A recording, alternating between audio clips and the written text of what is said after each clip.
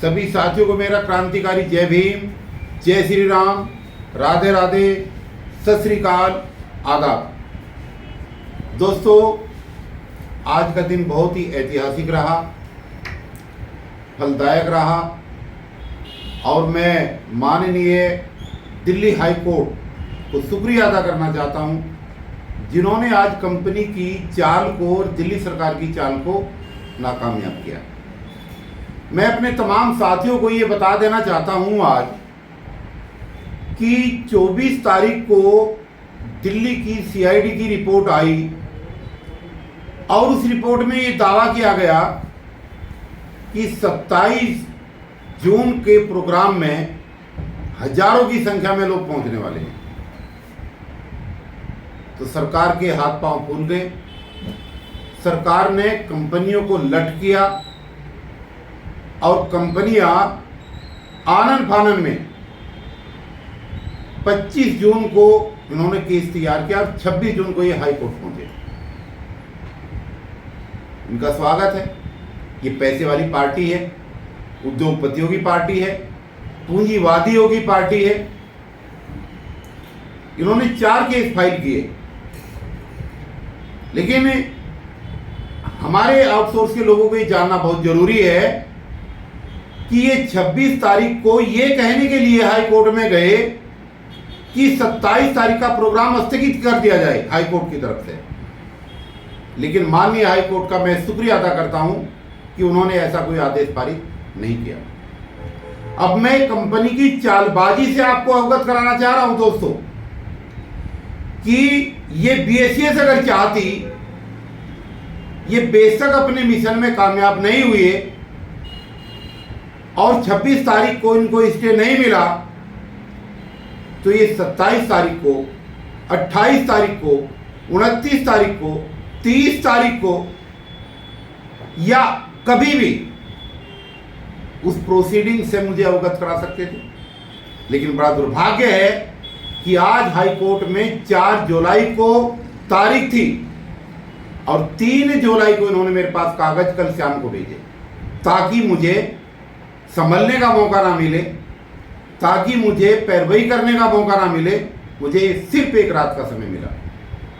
मैं तो शुक्रिया करना चाहूँगा सीनियर एडवोकेट सुप्रीम कोर्ट के, आदर और सम्मान के योग्य महमूद प्राचा जी, भानु प्रताप जी, जिन्होंने रात भर बैठ करके इस स्थिति को संभाला और आज शेरों की तरह वो हाई कोर्ट में लड़े और उन्होंने हाई कोर्ट को ये बताया कि हमें पर्याप्त समय नहीं मिला, इसलिए 10 तारीख की तारीख मुकर्रर की जाए। और आज ये मुंह लटका करके वहां से भागे, पतली गली से भागे, क्योंकि इनके दिल में चोर है। और चोर का पता आपको लग रहा है इसी बात से कि जब सारी डिवीजनों की मीटिंग में मैंने इनसे हाथ जोड़ करके आग्रह किया कि यह आंदोलन बिजली कंपनियों के खिलाफ नहीं है, ये बिजली कंपनियों के काम को बाधित करने का प्रोग्राम नहीं है, ये प्रोग्राम बिजली कंपनियों के प्रति किसी रोष का नहीं है, ये तो उस वायदा खिलाफी का परिणाम है जो केजरीवाल साहब ने दिल्ली की जनता से किया था और कहा था कि मेरी सरकार अगर आएगी तो मैं तमाम बिजली कर्मियों को नहीं, पूरी दिल्ली के ठेका कर्मियों को पक्का करूंगा। तो हम तो उनकी याद दिलाने के लिए उनके घर पे जा रहे हैं। हम उनसे लड़ना भी नहीं चाहते। हम तो उनसे ये भी अपील करना चाहते हैं कि जो 27 तारीख निर्धारित हुई है, 27 सितंबर जो निर्धारित हुई है डेट, उससे पहले आदर और सम्मान के योग्य मुख्यमंत्री महोदय जी, आप हमें एक दिन का समय दो। आप हमारी व्यथा सुनो, आप हमारी मजबूरियां सुनो। आप 49% के शेयर होल्डर हो और मैं इंजीनियर डीसी कपिल इस प्राइवेटाइजेशन के प्रोसेस का ट्राइपार्ट एग्रीमेंट का सिग्नेटरी हूं।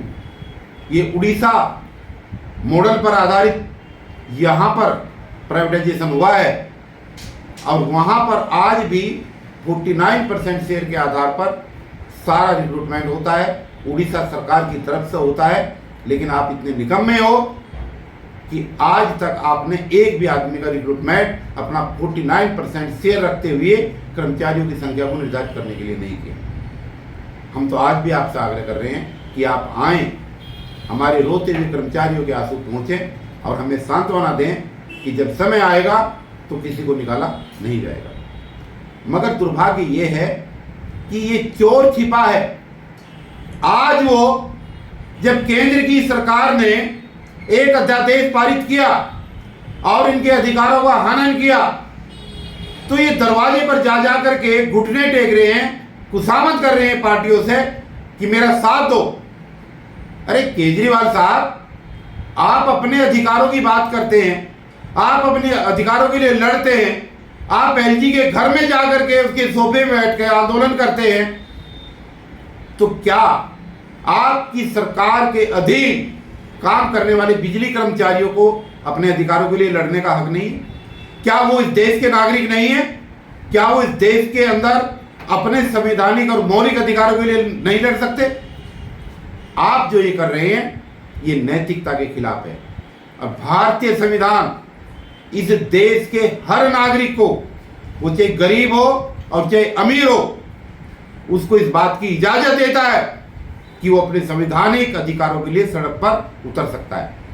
आप क्या हैसमा लगा करके रोक लोगे? अरे हैसमा नहीं, हैसमा पैसमा ऐसमा जो मर्जी लगा लेगा। इस देश की क्रांति इस बात का चश्मदीद गवाह है कि जब क्रांतिकारी सड़क पर उतरते हैं तो सारी धज्जियां उड़ा देते हैं। किसान आंदोलन आपके सामने हुआ, कीलें ठोकी गई, बाउंड्री बना दी गई, छावनी बना दी गई, सारे बॉर्डर, 700 किसानों ने अपनी जान दी, लेकिन केंद्र की सरकार को घुटने टिकवा दिए और कृषि कानूनों को वापस लेना पड़ा।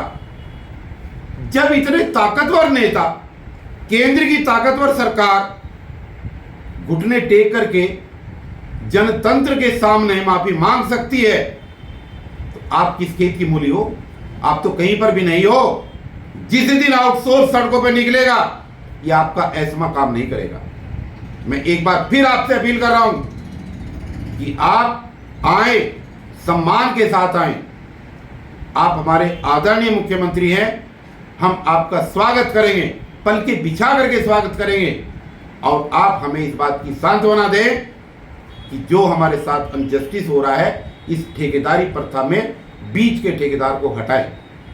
बीएसएस का डीजीएम, बीएसएस का एएसयूईपी हमारे से डायरेक्ट काम कराता है, हम काम करते हैं, तो फिर ठेकेदार क्या कर रहा है भाई बीच में? क्या ये भ्रष्टाचार नहीं है? ये अन्ना आंदोलन का, भ्रष्टाचार का एक बहुत बड़ा अपमान है। केजरीवाल जी, आपने लोकपाल की बात करी थी, आज तक लोकपाल नहीं आया। आप भ्रष्टाचार के गर्भ से पैदा हुई आंदोलन से निकले हुए मुख्यमंत्री हो, और आप दुनिया के सबसे बड़े भ्रष्टाचारी बन गए हो, क्योंकि पिछले 9 साल के अंदर आपके 5 मंत्री जेल जा चुके हैं। आपको शर्म आनी चाहिए। और इस बार ये आंदोलन रुकेगा नहीं। आप जो मर्जी कर ले, किसी भी सूरत में ये आंदोलन नहीं रुकेगा। एक अपील मैं करना चाहूंगा अपने उन साथियों से जो बाय द वे बहकाने की वजह से और दलालों की वजह से, जो दलाल आज ये कह रहे हैं हम कंपनी के खिलाफ नहीं लड़ सकते, आज कुछ दलाल ये भी कह रहे हैं कि हम सरकार के खिलाफ नहीं लड़ सकते।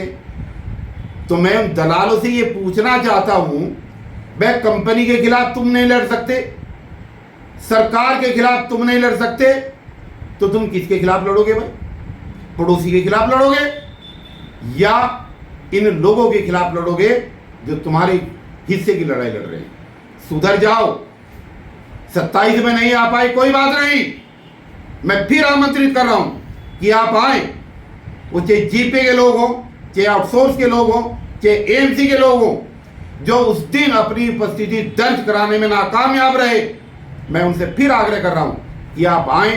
हम आज भी आपका स्वागत करेंगे, हम आपके लिए कोई बुरा नहीं बोलेंगे। आप हमारे भाई हैं, आप हमारे अंग हैं, और आप इस समाज का हिस्सा हैं। और जो लोग बकवास करके मैसेज डाल रहे हैं, वो मेरी चेतावनी समझ ले। इस बात कोई कह रहा है इतने लोगों का खाना बनवाया था।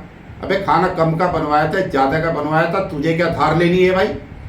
कुछ लोग कह रहे हैं कि डीसी कपिल ने ये किया, डीसी कपिल ने वो किया, तो मैं उनको चेतावनी देना चाहता हूं कि एक बार तो मैंने माफ किया, अगर मेरे खिलाफ एक शब्द भी अब निकला और किसी ने कोई मैसेज डाला तो मैं किसी भी सूरत में उसको माफ नहीं करूंगा, किसी भी सूरत में माफ नहीं करूंगा। इसलिए अब शब्दों का इस्तेमाल करना बंद कर दें।